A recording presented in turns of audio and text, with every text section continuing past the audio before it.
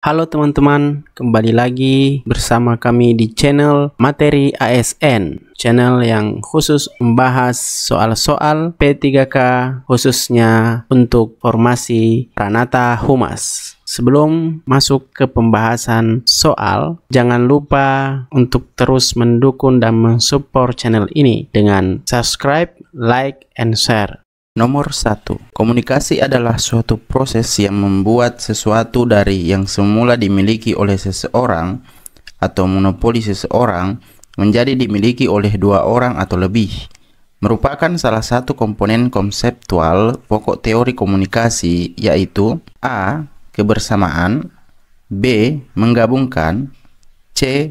Proses, D. Pengalihan, E. Interaksi. Jawaban yang paling tepat adalah A, yaitu kebersamaan. Perlu diketahui bahwa terdapat komponen konseptual pokok komunikasi. Kebersamaan sendiri merupakan komponen konseptual pokok dari komunikasi yang memiliki definisi bahwa komunikasi adalah proses yang membuat sesuatu dari yang semula dimiliki oleh seseorang atau monopoli seseorang menjadi dimiliki oleh dua orang atau lebih. Sedangkan opsi B, opsi C, dan opsi D serta opsi E itu memiliki definisi sendiri. Opsi B atau menggabungkan itu memiliki definisi bahwa komunikasi adalah suatu proses yang menghubungkan satu bagian dalam kehidupan dengan bagian lainnya. Sedangkan untuk opsi C itu memiliki definisi bahwa komunikasi adalah proses penyampaian informasi,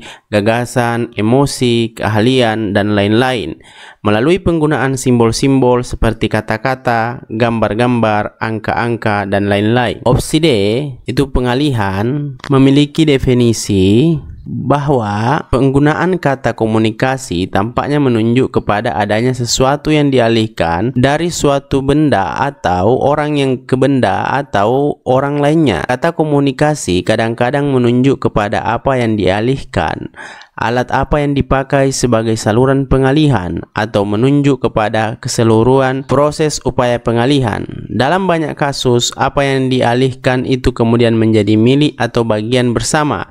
Oleh karena itu, komunikasi juga menuntut adanya partisipasi. Dan opsi E, interaksi, memiliki definisi atau memandang bahwa interaksi juga dalam tingkatan biologis adalah salah satu perwujudan komunikasi, karena tanpa komunikasi tindakan-tindakan kebersamaan tidak akan terjadi. Jika teman-teman belum mengetahui komponen konseptual pokok komunikasi, teman-teman bisa melihat slide yang muncul. Di sini dituliskan bahwa ada 15 komponen konseptual pokok. Nomor 2. Apa salah satu untuk mengurangi ketidakpastian antara penyampai pesan dan penerima pesan sehingga nantinya pesan yang disampaikan akan lebih dapat diterima, atau dalam kata lain terjadi komunikasi yang efektif? A. Mengetahui tentang konsep diri, yang merupakan semua ide, pikiran, kepercayaan, dan pendirian yang diketahui seseorang tentang dirinya sendiri dalam berhubungan dengan orang lain. B. Membuka diri merupakan jembatan untuk menjalin komunikasi yang intim dengan diri sendiri maupun dengan orang lain. D. Membuka diri kepada orang lain. D.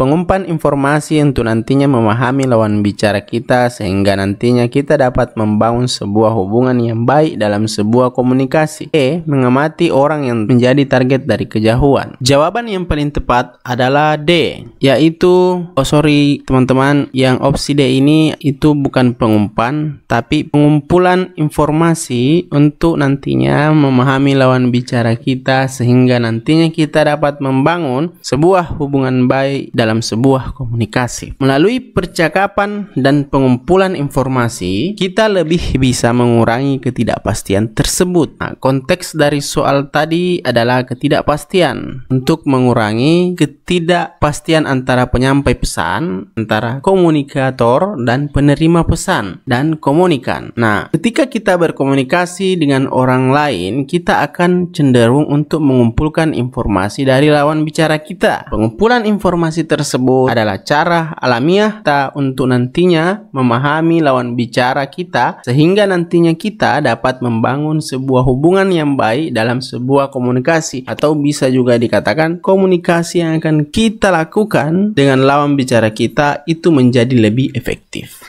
Nomor 3. Apa salah satu kondisi motivasi dorongan untuk mengurangi ketidakpastian terhadap seseorang yang baru kita kenal? A. Mengambil salah satu tindakan secara langsung untuk mendapatkan informasi mengenai targetnya tetapi tidak melakukan interaksi secara langsung dengan target. B. Individu melakukan pencarian informasi melalui interaksi langsung dengan targetnya. C. Mengamati orang yang menjadi target dari kejauhan. D. Interaksi langsung dengan orang tersebut sehingga memunculkan keterbukaan diri antara keduanya. E. Mengantisipasi interaksi yang akan datang karena kita tahu bahwa kita akan bertemu lagi dengan orang tersebut. Jawaban yang paling tepat adalah E, yaitu mengantisipasi interaksi yang akan datang karena kita tahu bahwa kita akan bertemu lagi dengan orang tersebut. Ada dorongan lebih dari kita untuk mengurangi ketidakpastian terhadap seseorang yang baru kita kenal dengan 3 kondisi motivasi dorongan. Yang pertama, mengantisipasi interaksi yang akan datang karena kita tahu bahwa kita akan bertemu lagi dengan orang tersebut, maka itu menjadi motivasi untuk diri kita dalam mengurangi ketidakpastian. Nah, dan inilah yang menjadi opsi pilihan E. Oke. Selain itu, yang kedua, nilai insentivitas. Kadang kita memiliki tujuan tertentu dalam berkomunikasi dengan orang lain. Dalam hal ini, komunikasi interpersonal yang dilakukan oleh pemain ke pelatih adalah mereka membutuhkan ilmu dari pelatih mereka, sehingga mau tidak mau mereka harus melakukan komunikasi dengan pelatih mereka dan mengurangi ketidakpastian mereka terhadap pelatih. Ketiga, penyimpangan. Kadang seseorang tidak bisa kita prediksi bagaimana tindakan mereka. Untuk mengurangi akan hal itu, maka kita akan mencoba untuk mengurangi ketidakpastian dengan cara lebih mengetahui tentang lawan bicara kita.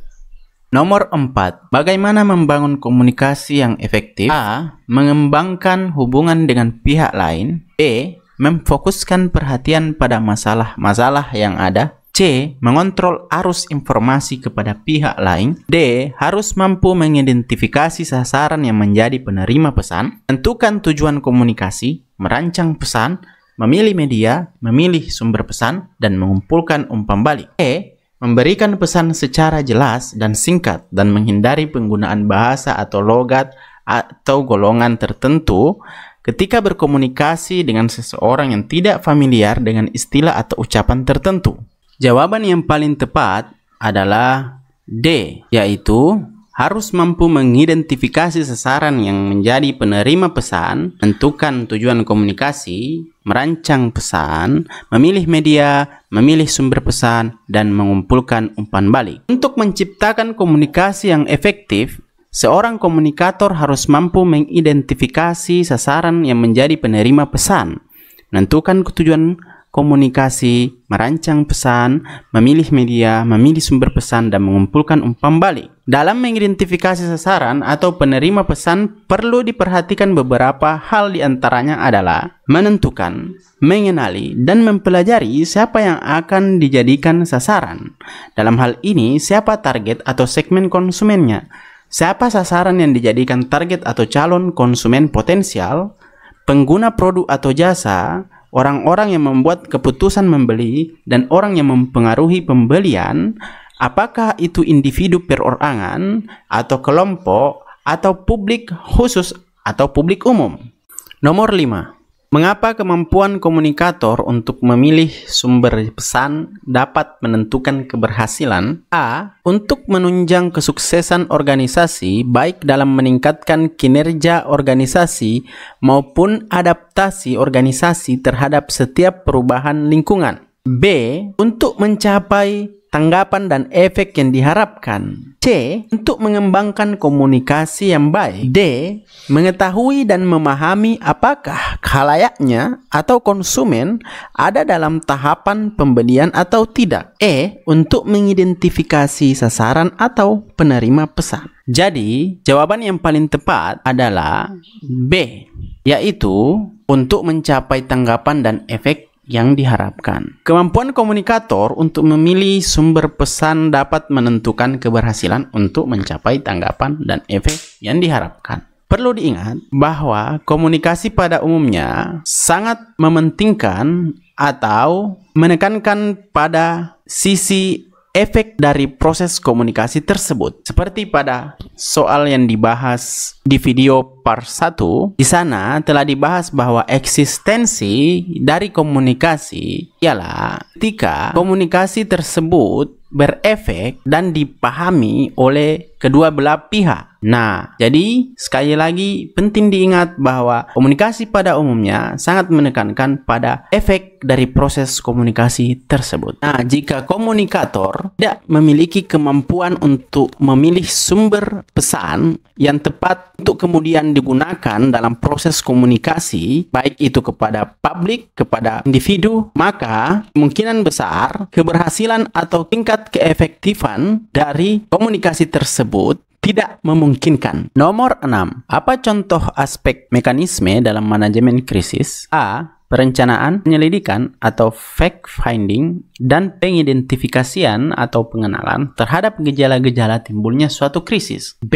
Lakukan koordinasi dalam pengendalian atau mencegah agar dampak negatif dari peristiwa krisis tersebut tidak meluas. C. Melakukan komunikasi efektif serta membuka atau mengendalikan saluran informasi bekerja sama dengan pihak pers. D. Mempertahankan citra dan kepercayaan publik terhadap lembaga atau perusahaan. E. Memantau atau memperhatikan berita-berita yang muncul di berbagai media massa, opini atau pendapat masyarakat, menjaga keharmonisan suasana, kondisi, situasi yang selalu tetap tenang dan positif.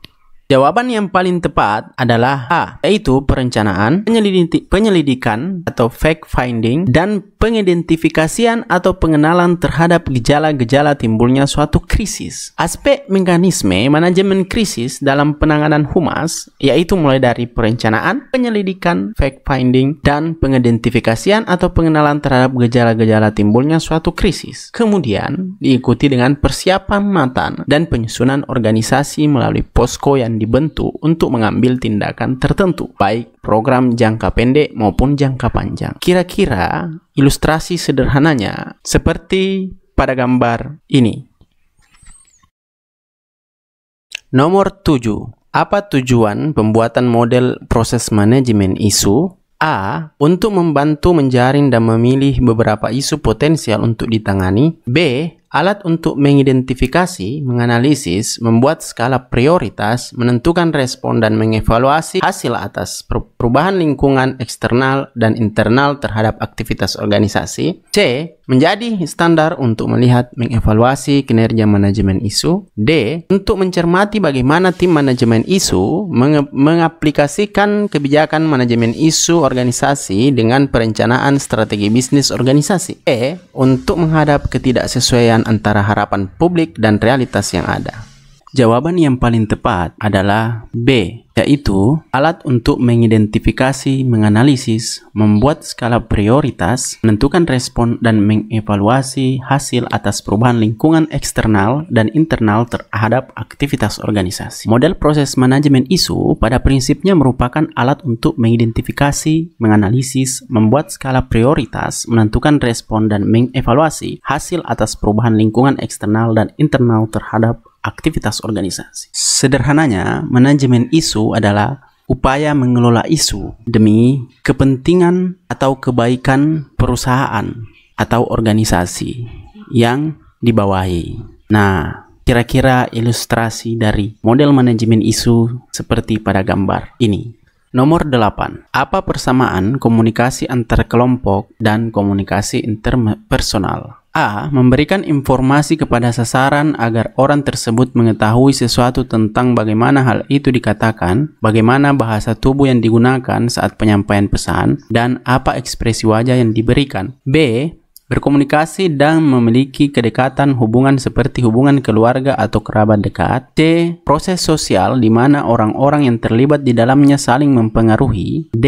Dapat berkomunikasi langsung secara tatap muka atau face to face dan pastinya saling bertukar informasi atau untuk memecahkan persoalan. E. Efektif dalam hal mengubah sikap, perilaku, dan pendapat orang lain. Jawaban yang paling tepat adalah D, yaitu dapat berkomunikasi langsung secara tatap muka atau face to face dan pastinya saling bertukar informasi atau untuk memecahkan persoalan. Persamaan antara komunikasi kelompok dan komunikasi antar pribadi atau komunikasi interpersonal yaitu dapat berkomunikasi langsung secara tatap muka atau face to face dan pastinya saling bertukar informasi atau untuk memecahkan persoalan. Selain memiliki persamaan antara komunikasi kelompok dan komunikasi interpersonal atau komunikasi antar pribadi juga memiliki perbedaan. Nah, komunikasi kelompok, perbedaannya komunikasi kelompok terdiri dari 2 orang atau lebih yang berinteraksi. Sedangkan KAP atau komunikasi antar pribadi atau komunikasi interpersonal terdiri dari 2 orang yang berkomunikasi dan memiliki kedekatan hubungan seperti hubungan keluarga atau kerabat dekat.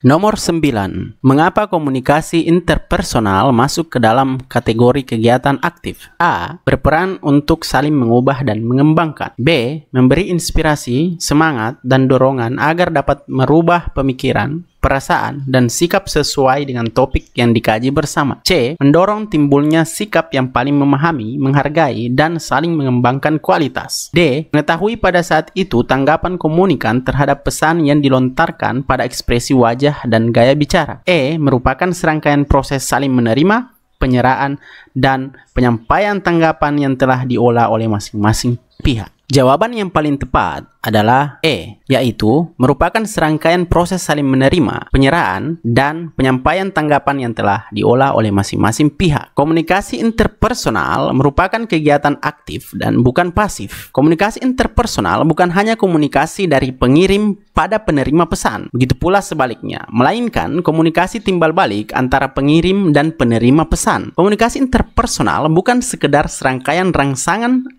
tanggapan, stimulus, respon, akan tetapi serangkaian proses saling menerima, penyerahan, dan penyampaian tanggapan yang telah diolah oleh masing-masing pihak. Kira-kira contoh dari komunikasi interpersonal itu seperti saling bertegur sapa, berbagi informasi, berdiskusi tentang topik tertentu, atau berbagi pengalaman pribadi. Tentunya baik itu dengan teman, keluarga, rekan kerja, atau orang lain dalam lingkungan sosial mereka. Contoh ilustrasinya dapat dilihat pada gambar ini. Nomor 10. Apakah unsur terpenting dalam komunikasi verbal? A. Aksi-reaksi. B. Kata dan bahasa. C. Rangsangan atau stimulus yang diterima dari luar. D. Isyarat dan makna. E. Berbicara dan mendengar. Jawaban yang paling tepat adalah B, yaitu kata dan bahasa. Kata merupakan lambang terkecil dari bahasa. Kata merupakan lambang yang mewakili sesuatu hal, baik itu orang, barang, kejadian, atau keadaan. Bahasa adalah suatu sistem lambang yang memungkinkan orang berbagi makna. Yang pastinya, komunikasi verbal itu selalu mensyaratkan atau paling tidak mementingkan adanya kata